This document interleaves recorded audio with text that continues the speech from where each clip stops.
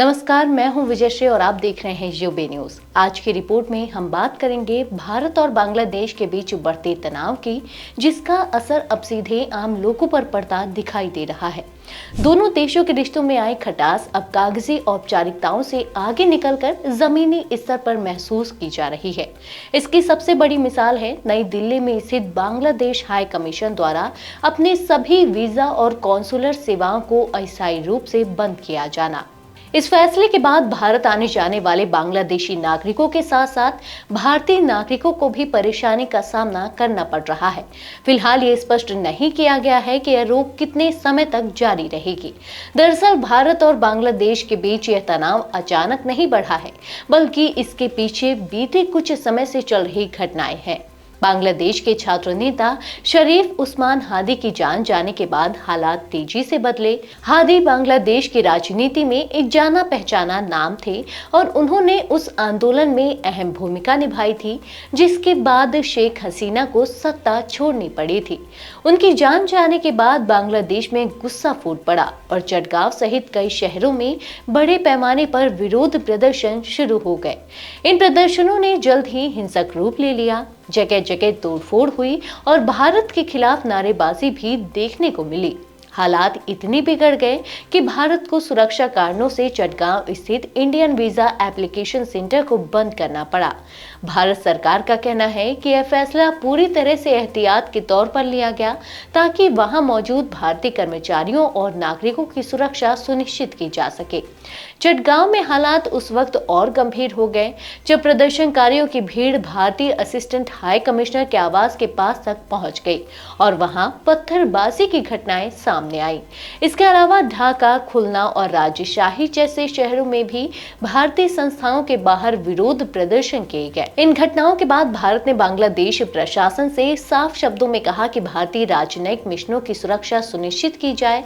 इसी बीच भारत की राजधानी दिल्ली में भी बांग्लादेश हाई कमीशन के बाहर प्रदर्शन देखने को मिला। यह प्रदर्शन बांग्लादेश में हिंदू युवक दीपू चंद्र दास की जान जाने के विरोध में किया गया था। भारत के विदेश मंत्रालय ने इस पर प्रतिक्रिया देते हुए कहा कि यह प्रदर्शन सीमित था और पूरी तरह शांतिपूर्ण रहा। मंत्रालय के मुताबिक इसमें केवल 20 से 25 लोग शामिल थे और कुछ ही मिनटों में पुलिस ने स्थिति को संभाल लिया। हालांकि बांग्लादेश ने भारत के इस बयान पर आपत्ति जताई है। बांग्लादेश के विदेश मामलों के सलाहकार एम तौहीद हुसैन ने कहा कि इस घटना को हल्के में नहीं लिया जाना चाहिए। उनका सवाल है कि जब हाई कमीशन एक सुरक्षित और संवेदनशील इलाका है तो फिर प्रदर्शनकारी वहां तक पहुंचे कैसे। बांग्लादेश का मानना है कि इस मामले को केवल अफवाह या भ्रामक प्रचार कहकर नजरअंदाज नहीं किया जा सकता। इसके बाद बांग्लादेश हाई कमीशन ने भारत में अपनी सभी वीजा और कॉन्सुलर सेवाओं को अस्थायी रूप से रोकने का फैसला लिया। इससे पहले अगरतला में स्थित बांग्लादेश के सहायक उच्चायोग ने भी वीजा सेवाएं बंद कर दी थी। वहीं दूसरी ओर बांग्लादेश में मौजूद भारतीय वीजा आवेदन केंद्रों को भी सुरक्षा कारणों से आंशिक रूप से बंद करना पड़ा है। हादी की जान जाने के मामले में यह भी कहा गया कि मुख्य आरोपी फैजल करीम मसूद भारत में छिपा हुआ है। हालांकि बांग्लादेश के गृह मंत्रालय ने साफ किया है कि इस दावे की पुष्टि करने वाला कोई ठोस सबूत फिलहाल मौजूद नहीं है। पुलिस का कहना है कि आरोपी के ठिकाने को लेकर जांच जारी है। इन सब के बीच बांग्लादेश में अल्पसंख्यकों, खासकर हिंदुओं की सुरक्षा को लेकर चिंता और गहरी होती जा रही है। ढाका के नेशनल प्रेस क्लब के सामने हिंदू संगठनों और अल्पसंख्यक समूहों ने विरोध प्रदर्शन किया। प्रदर्शनकारियों का कहना है कि धार्मिक पहचान के आधार पर लोगों को निशाना बनाया जा रहा है। उनका दावा है कि सिर्फ कलावा पहनने पर लोगों को शक की नजर से देखा जा रहा है और उन्हें विदेशी एजेंट तक कहा जा रहा है। संगठनों के मुताबिक इस साल अब तक 50 से ज्यादा गैर मुस्लिमों की जान जा चुकी है। बांग्लादेश की पूर्व प्रधानमंत्री शेख हसीना ने भी मौजूदा हालात को लेकर अंतरिम सरकार के प्रमुख मोहम्मद यूनुस पर सवाल खड़े किए हैं। उन्होंने कहा कि देश में बढ़ रहा भारत विरोधी माहौल आम जनता की सोच नहीं है, बल्कि कुछ कट्टरपंथी ताकतों का नतीजा है जिन्हें मौजूदा व्यवस्था में खुली छूट मिल रही है। शेख हसीना ने यह भी कहा कि भारत की सुरक्षा चिंताएं पूरी तरह जायज है।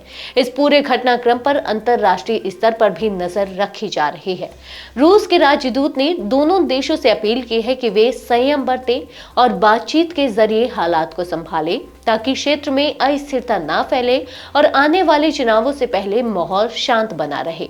विशेषज्ञ मानते हैं कि वीजा सेवाओं का बंद होना सिर्फ एक तकनीकी फैसला नहीं है, बल्कि यह दोनों देशों के बीच बढ़ते अविश्वास की तस्वीर दिखाता है। अगर यह तनाव लंबे समय तक जारी रहता है तो इसका असर व्यापार, इलाज, शिक्षा और आम लोगों के आपसी रिश्तों पर भी पड़ सकता है।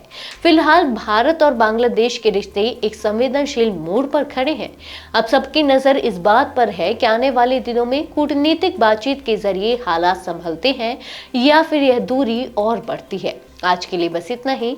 अगर आपके इलाके में कोई समस्या है तो आप चुप मत रहिए, अपनी शिकायत हमें भेजिए। यूबी न्यूज आपकी आवाज को जिम्मेदारों तक पहुंचाएगा, निष्पक्षता और गोपनीयता के साथ। यूबी न्यूज, जनता की आवाज, जनता की ताकत।